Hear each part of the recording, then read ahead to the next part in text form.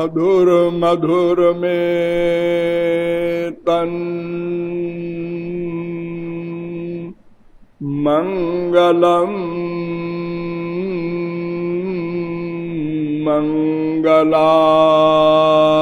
मंगलाना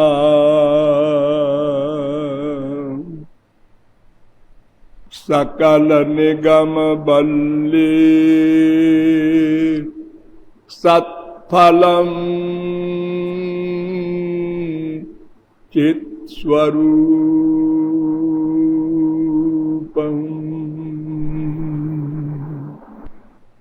सकृदपि परिगीतम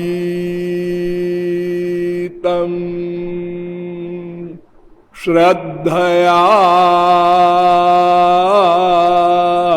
हेलया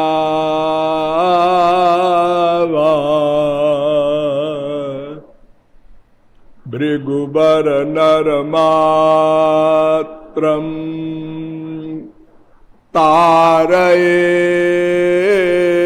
तारयेत् कृष्ण नाम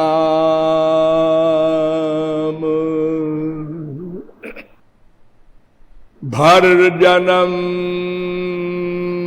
भवबीजाना मर्जनम सुख संपदा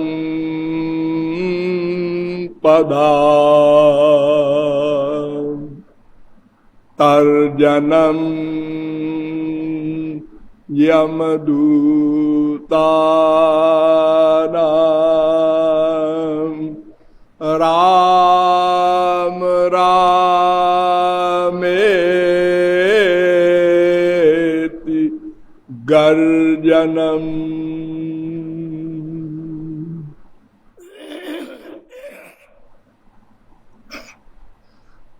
नमः कमलनाभाय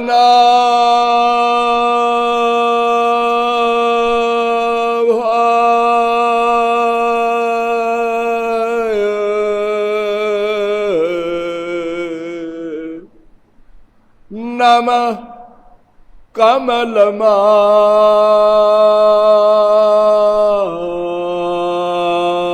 कमलमालिने नमः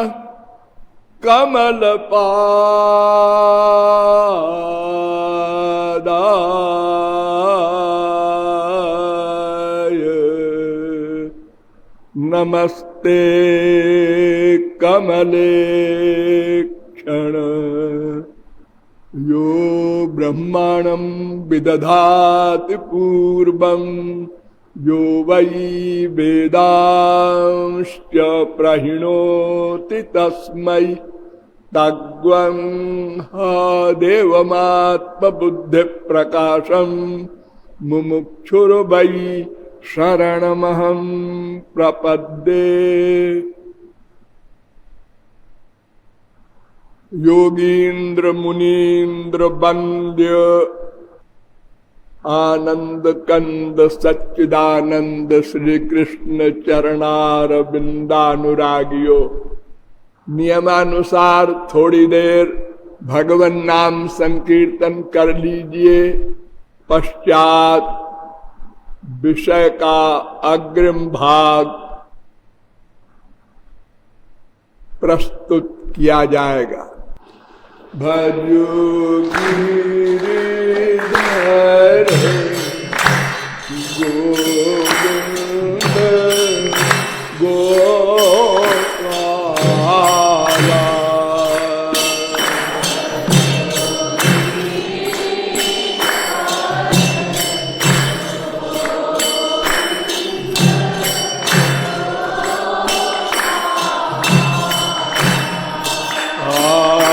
भजो गिरिधर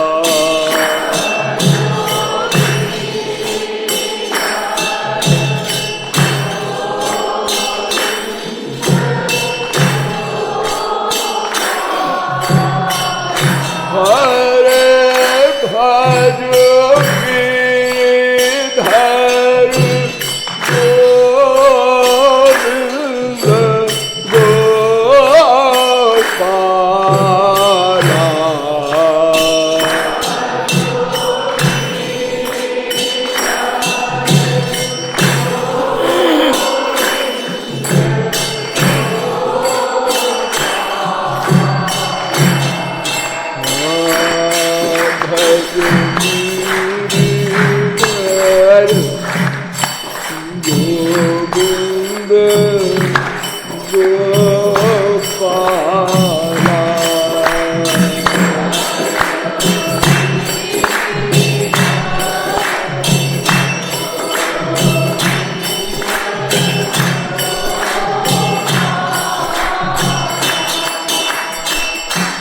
भजो गिरिधर गोविंद गोपाला।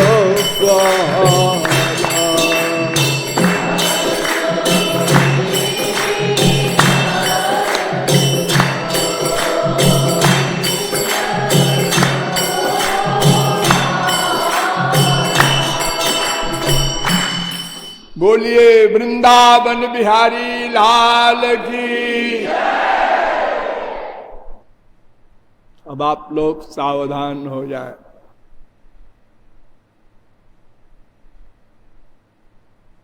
विश्व का प्रत्येक जीव एकमात्र आनंद ही चाहता है, क्योंकि वो आनंद स्वरूप भगवान श्री कृष्ण का अंश है, भगवान की शक्ति है। और चूंकि कोई भी जीव एक क्षण को भी अकर्मा नहीं रह सकता, अतएव प्रत्येक जीव प्रत्येक क्षण उसी आनंद प्राप्ति के हेतु तैल धारावद विच्छिन्न प्रयत्नशील है।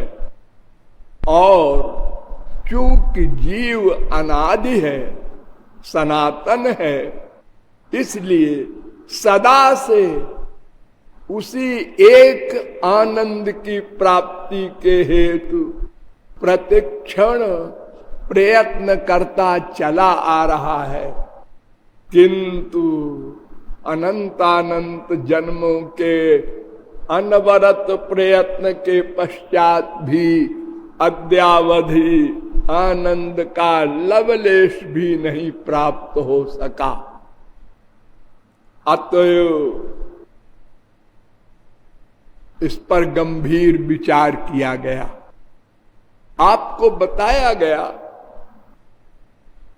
कि तीन तत्व सनातन है, एक भगवान, एक जीव, एक माया।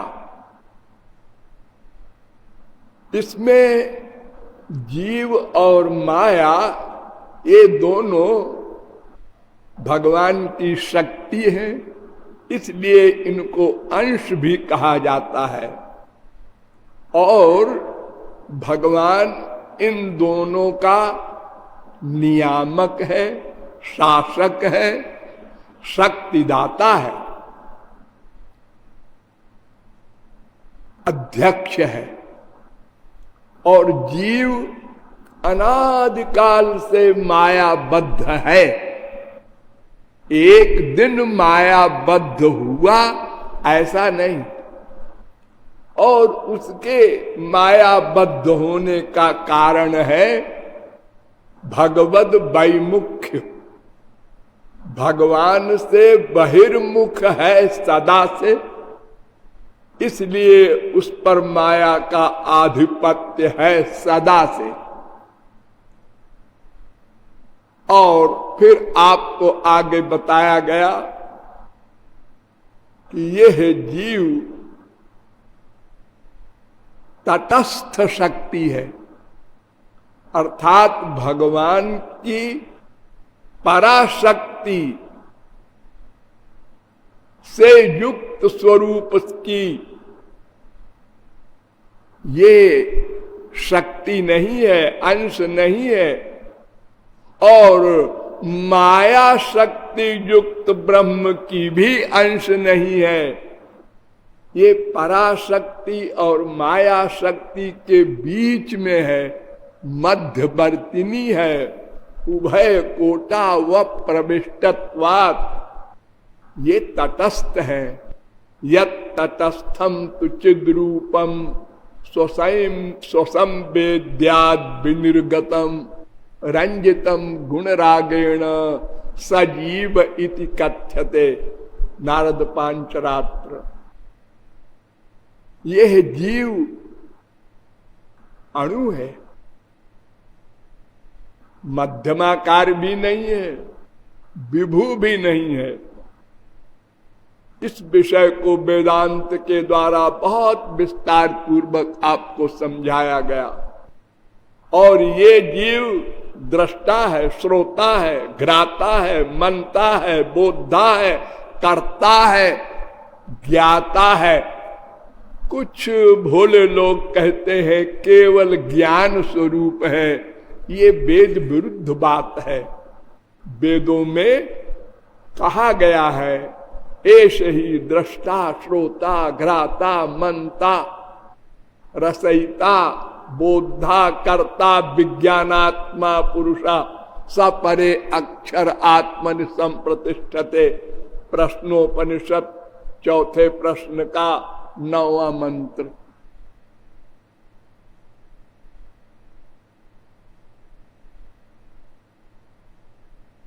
अथ जो वेदेदम जिघ्राणि स आत्मा। छांदोग्योपनिषद 8:12-4। कर्ता शास्त्रार्थवत्तात। ब्रह्मसूत्र 2:3-33। ज्ञोत एव। ब्रह्मसूत्र 2:3-18।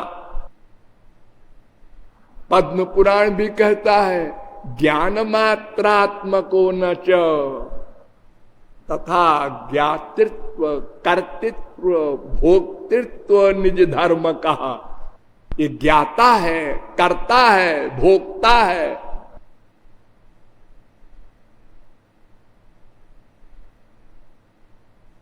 और अनादिकाल से अपने कर्म के अनुसार 84 लाख योनियों में चक्कर लगा रहा है। भगवान के बारे में भी बताया गया। उनके 3 स्वरूप है, ब्रह्म, परमात्मा, भगवान। और बताया गया कि उस भगवान को जानकर ही यह जीव अज्ञान से निवृत्त हो सकता है, इसलिए दुख से छुटकारा पा सकता है, प्लस आनंद प्राप्त कर सकता है। क्योंकि भगवान आनंद ही है। किंतु कोई भगवान नहीं बन सकता। यह भी बताया गया जगत व्यापार भर्जम। सृष्टि आज का काम भगवान स्वयं करते हैं। वो किसी भगवत प्राप्त महापुरुष को भी नहीं देते।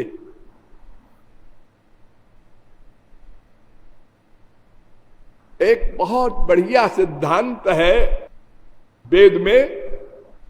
अथ यदिद मस्मिन् ब्रह्मपुरे दहरम पुंडरीकम वेश्म दहरोस्मिन्नन्तराकाश तस्मिन् जदन्तस् तदन्वेष्टव्यम्। छांदोग्योपनिषद 8वें प्रपाठक के पहले खंड का पहला मंत्र। ये मंत्र कहता है एक नगर है, उसका नाम है ब्रह्मपुर।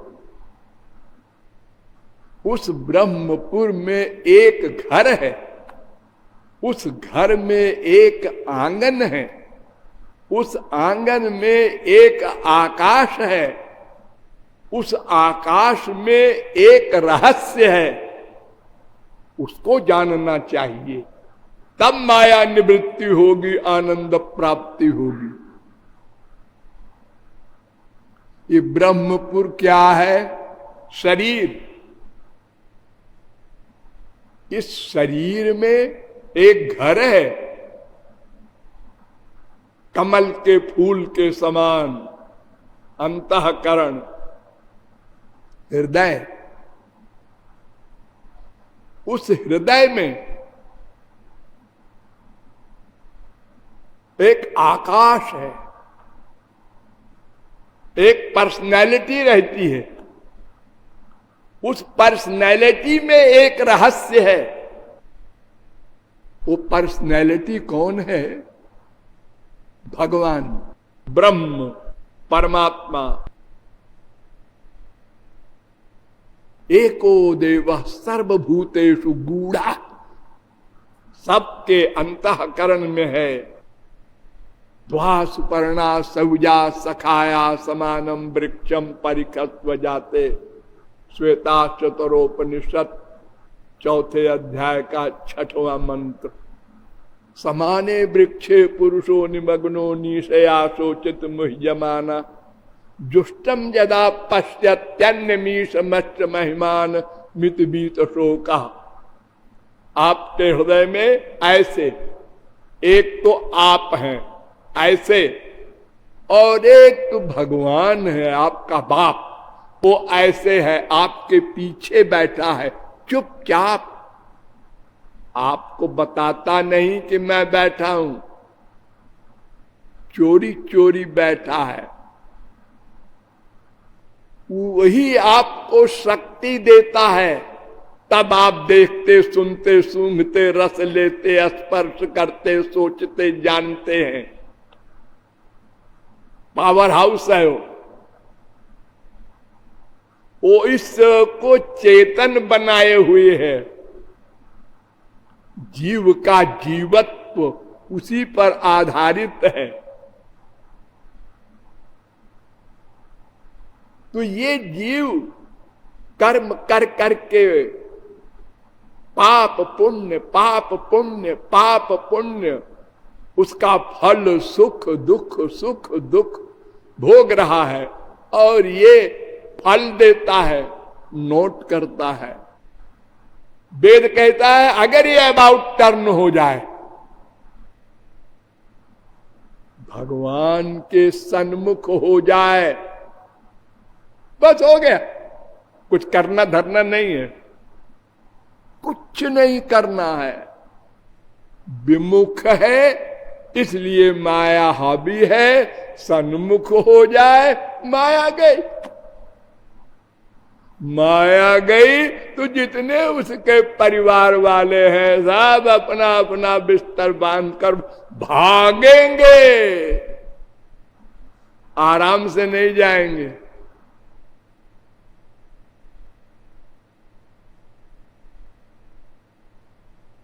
तो ये अंदर जो बैठा है भगवान हृदय में, उसके भीतर क्या है जी? आप कहते हैं उस आकाश माने ब्रह्म, उस घर के आंगन में जो आकाश माने भगवान है, उसमें रहस्य है। क्या रहस्य है जिसको जानना है?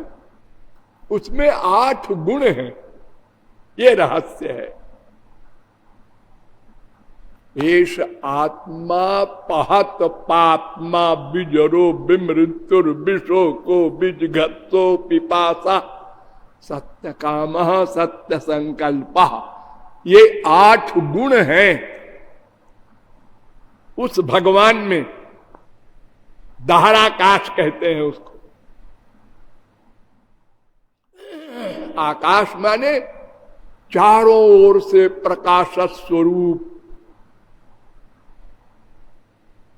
कोह्येवान्यात् कप्राण्यात् यदेश आकाश आनंदो न स्यात्।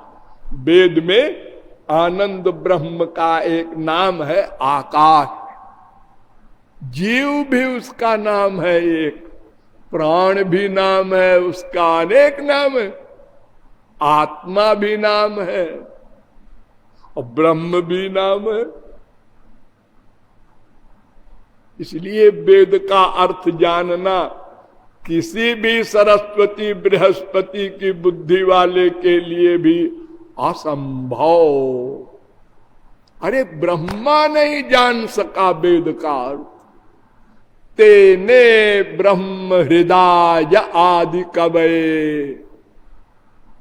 भगवान ने अपनी शक्ति दी ब्रह्मा के हृदय में, बुद्धि में, तब वेद का अर्थ उसने जाना। अनंत पारम गंभीरम। क्यों? इसलिए कि वेदा ब्रह्मात्म विषया, ये भगवान का स्वरूप है। वेदो नारायण साक्षात।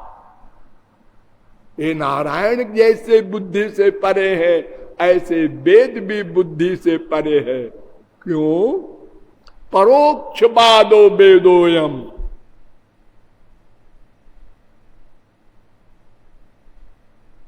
ग्यारहवें स्कंद के तीसरे अध्याय का 44वां श्लोक।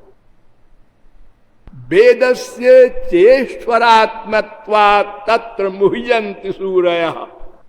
11वें स्कंद के तीसरे अध्याय का 43वां श्लोक। क्या मतलब? वेद के जो शब्द है उसका अर्थ कुछ और है और भाव कुछ और है, इसलिए कोई नहीं समझ सकता। इसीलिए वेद में कहा गया कि ना वेद बिन मनुते बृहंतम। जो वेद नहीं जानता वो भगवान को नहीं जान सकता, लेकिन वेद को कोई नहीं जान सकता। आचार्यवान पुरुषो ही वेद। तद विज्ञानार्थम गुरुमेवा विगच्छेत समित पाणि श्रोत्रियम ब्रह्मनिष्ठम। सिद्ध महापुरुष श्रोत्रिय प्लस ब्रह्मनिष्ठ महापुरुष के पास जाकर वेद का संक्षिप्त सार समझ लो और साधना करके भगवत प्राप्ति कर लो। और अगर वेद पढ़ने गए तो मरे।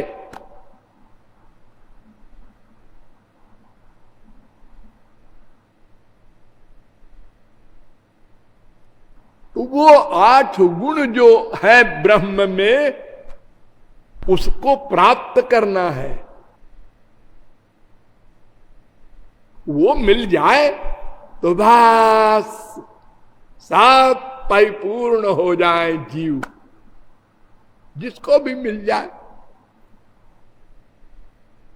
इसके लिए वेदांत में 6 सूत्र बना दिए वेद व्यास ने। दहर उत्तरेभ्य, पहले अध्याय के तीसरे पाद का 13वां सूत्र। फिर गति शब्दाभ्याम तथा ही दृष्टम लिंगंच 14वां सूत्र। धृतेश्च महिम्नो स्यास्मिन् उपलब्धे 15वां सूत्र। प्रसिद्धेश्च 16वां सूत्र। इतर परामर्शात सहित चेन्ना असंभवात 17वां सूत्र। उत्तराचे दाविर्भूत स्वरूपस्तु 18वां सूत्र। इन सब सूत्रों में वेद व्यास ने सिद्ध किया कि वो दहराकाश ये पंच महाभूत वाला आकाश नहीं है। नहीं कहो कि भाई क्या पता इसी आकाश को कहा हो। अरे ये तो जड़ है, इसमें कहा 8 गुण धरे हैं। और फिर इसके आगे वेद मंत्र है, यावान वा अयमाकाशस्तावा नेशोन्तर हृदय आकाशः। जैसे ये आकाश है पंच महाभूत वाला, ऐसे ही वो दिव्य आकाश है भीतर। ये उपमान है। उपमा उपमान माने 2 है। ये बाहरी आकाश नहीं है अंदर, और जीव भी नहीं है। इतर परामर्शात सहित चेन्ना। क्यों? जीव में कहा 8 गुण है, एक भी गुण नहीं। अरे पहला ही समझ लो, अपहत पापमा, धर्म अधर्म से परे, निष्पाप। कोई जीव निष्पाप हो सकता है भला? सत्य संकल्प, जो सोचा हो गया, ये गुण किसमें है? किसी में नहीं, इसलिए जीव भी नहीं है।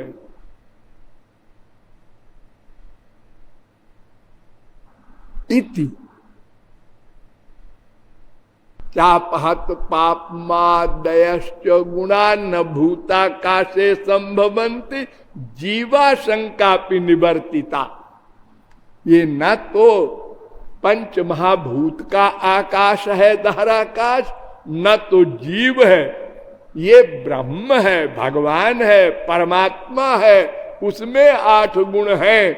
उस परमात्मा को और उसके 8 गुण को प्राप्त करना है। इसके लिए आप लोगों को बताया गया कि वो जिस पर कृपा कर दे वही उसको प्राप्त कर सकता है, किसी साधन से वो नहीं प्राप्त होता। करोड़ों कल्प कोई साधन करे, न माया जा सकती है और न भगवान मिल सकते हैं, दोनों इम्पॉसिबल। मामेव ये प्रपद्यन्ते, भगवान की कृपा से ही, तत्प्रसादात् पराम शांतिम।